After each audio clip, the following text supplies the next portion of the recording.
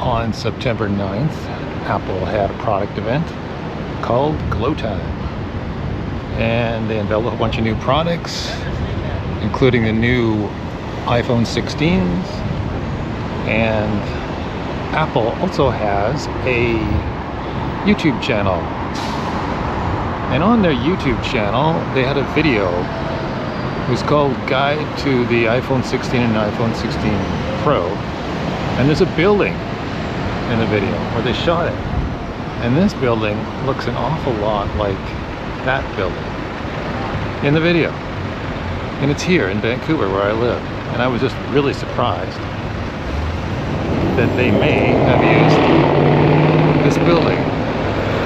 I don't know if it's the one, but it just looks a lot like it. And they also shot some footage at another building with a lot of greenery. Kind of looks like a greenhouse. Anyways, that looks a lot like the Lowdell Conservatory in Queen Elizabeth Park, also in Vancouver. So, if that's the case, and they actually did that, I'm just really surprised that they would, Apple would come all the way to Vancouver and show us some love, and that's really cool. I don't want to go into detail, I guess, about the whole Apple event that happened September 9th. I'm specifically interested in the iPhones, the new 16 and 16 Pro. I think that the most interesting one for me is the 16 Pro and Pro Max because they have Apple Log. And I'm not too interested in the telephoto camera, which is only available on the Pro and Pro Max, but I am happy that the telephoto is on the smaller sized Pro. That's kind of nice because it just gives filmmakers or YouTubers more options, especially depending on your hand size and the ergonomics of how you handle the phone. That's a big deal.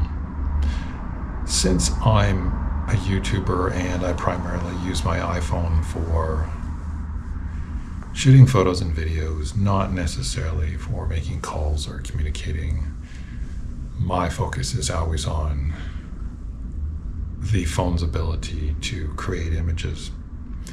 So I guess I would start off by saying that as always, if you are a YouTuber or aspire to be a YouTuber, the number one focus should be story and character.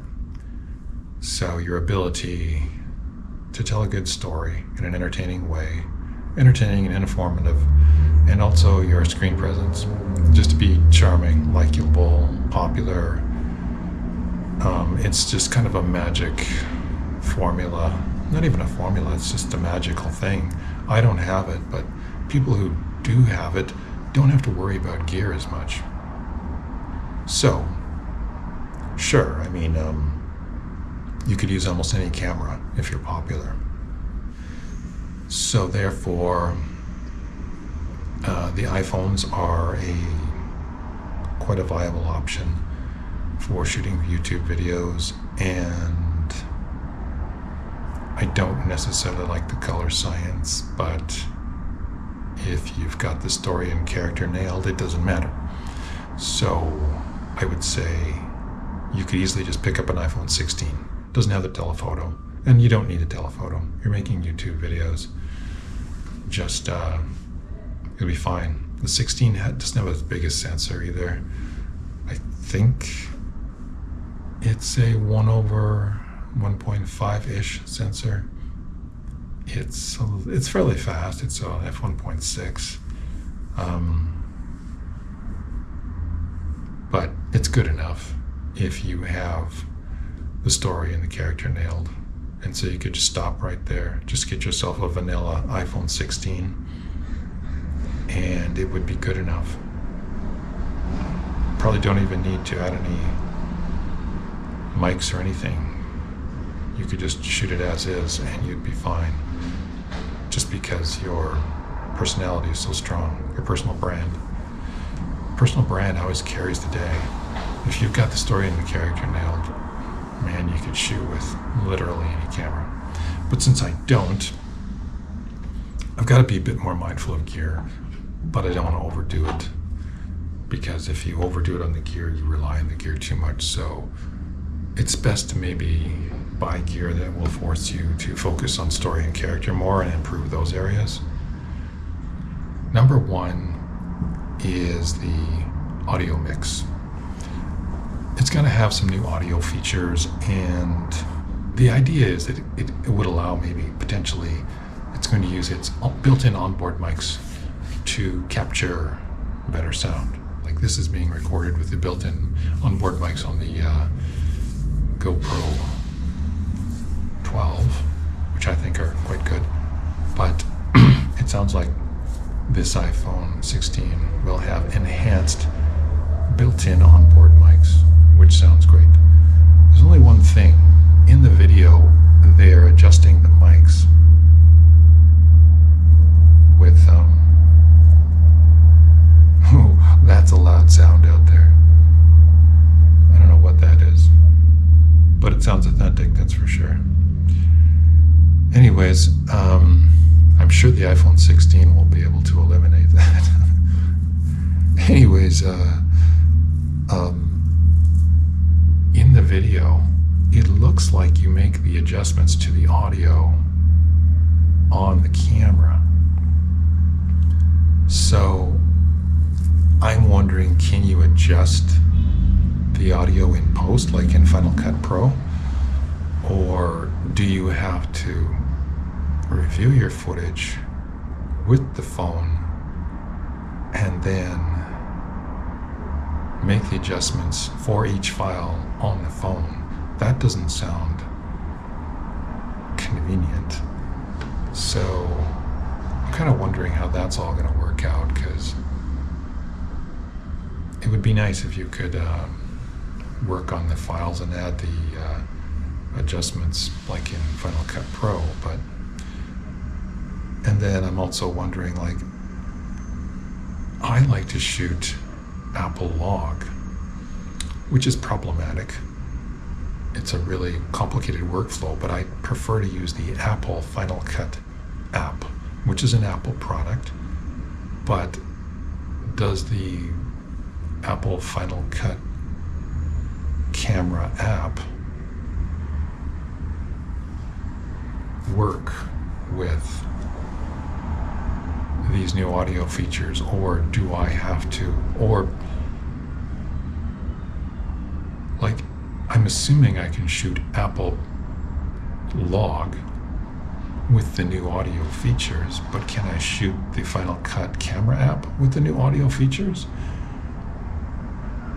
Because I feel that the Final Cut camera app has a better integration of the Apple Log. It just gives you more control and it works better. I feel you get a better result. So that's an issue. And then maybe,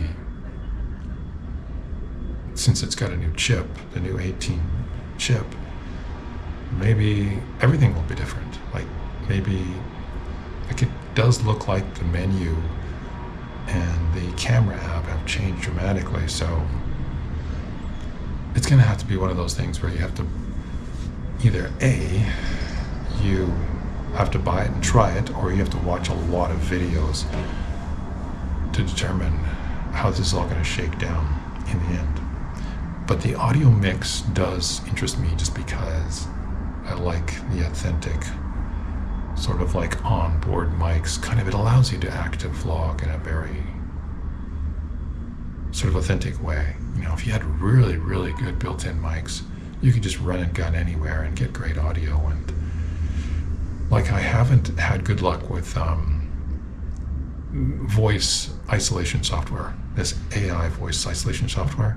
Usually it's hard to implement it well, but maybe Apple will do a good job this time. And Apple tends to be a little bit better at this than, let's say, Google, because the Google Pixel AI voice isolation software is not good at all in the Pixel 8 Pro, but maybe the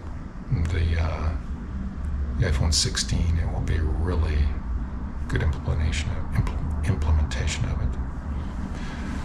Okay, the second thing that interests me is there's a new main sensor on the 16 Pro. It's supposed to have the same megapixel count, but it's supposed to have a faster readout, which might improve things. I mean, they say it'll improve things for like shooting slow-mo, like the 4K 120, which I don't use, but some people might. It's supposed to maybe help with photos, like it'll maybe shoot photos faster, especially RAWs, which can take a while. Or if you're going to shoot the full 48 megapixel pictures, it might like take them faster. So if you're into photography, you could shoot these full res or raw pictures faster. That could be interesting. And it just might make the video better. I'm primarily interested in video. I like shooting photos, but I don't usually like the photos that come out of the iPhone because I don't like the color science. But that brings us to Photographic Styles. The Photographic Styles are new, and they might make the pictures look better. I kind of doubt it unless they change the iPhone color science, or the color science has changed dramatically. So that's the key. They have to change that color science. I don't like the color science of the iPhone photos. I don't really like the color science for the video, but I like iPhone for video simply because it has all the other technical things down pat. This is the iPhone 15 Pro Max, and it's just, from a technical sense, it's the best mobile phone for video. The stabilization is killer. It controls noise well. The reliability is outstanding, which is a huge deal. So, and I shoot it with Apple Log, which allows me to control the color science a little bit better, so I can get, and at night, I've never found a better phone for shooting video at night than the Apple 15 Pro Max with Final Cut Camera app and Apple Log. It's just the best. And the color science that bothers me the most with Apple is when you're shooting people in skin tones. If you're just shooting non-human subject matter, I think it's fine. But again, if you are really good with character and story, yeah, things like color science don't really matter. But yeah, the Photographic Styles combined with the new main chip could be interesting. Another thing that's interesting is that when you look at the Apple YouTube channel, they have some material that's promoting the remix feature. And so in this image here, you can see on the left-hand side, it's got the various audio remix options, standard, in-frame, studio, and cinematic. And then on the right side of the frame of the camera, you'll see those two icons circled in red. The top one says adjust, and the bottom one says filters. So it suggests that there is some sort of image adjustment for the video, probably to do with color, contrast, maybe sharpness. Hard to say. I don't believe that my iPhone 15 Pro Max has that in the stock app. Like, doesn't even have it in the Final Cut Camera app. So that could be interesting. It means that there might be photographic styles for the photos and some sort of image styling for the video as well. Now, can we do this with the Final Cut Camera app? Can we apply that to log footage? Does this allow us, in a sense, to be able to preview, like apply a Rec 709 preview on the log footage? But it looks promising. Okay, there's a new ultralight sensor lens. may have better video quality. You never know. I don't take many photos with the ultra-wide setting. I usually don't take much video with the ultra-wide either, but maybe if it's really high quality, I might. But there's some potential there because I think most YouTubers might use ultra-wide for video more than they would the telephoto. So if you're a YouTuber, yeah, I think that having a better ultra-wide might be more useful than a telephoto, potentially.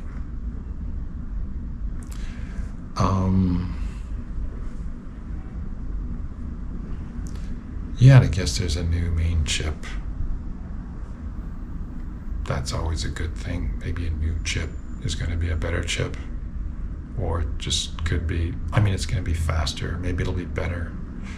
Here's what I'm hoping, in an ideal sense, that the new 18 chip with the new and improved main sensor will have different color science and really, really good stock app footage, like just the stock video format, like the regular 1080p 30 or 4K p30. Maybe it'll be really, really good. Maybe the color science will be like, maybe it won't be over sharpened. Maybe it won't be too contrasty. Maybe and the colors will be really nice, especially on skin tones. This will allow us to bypass the whole Apple log pipeline. Unless, with the new iPhone 16, we can record Apple log in a video format that's other than ProRes 422 HQ, because those files are absolutely massive and you need lots of storage on your phone and on your editing computer to deal with it.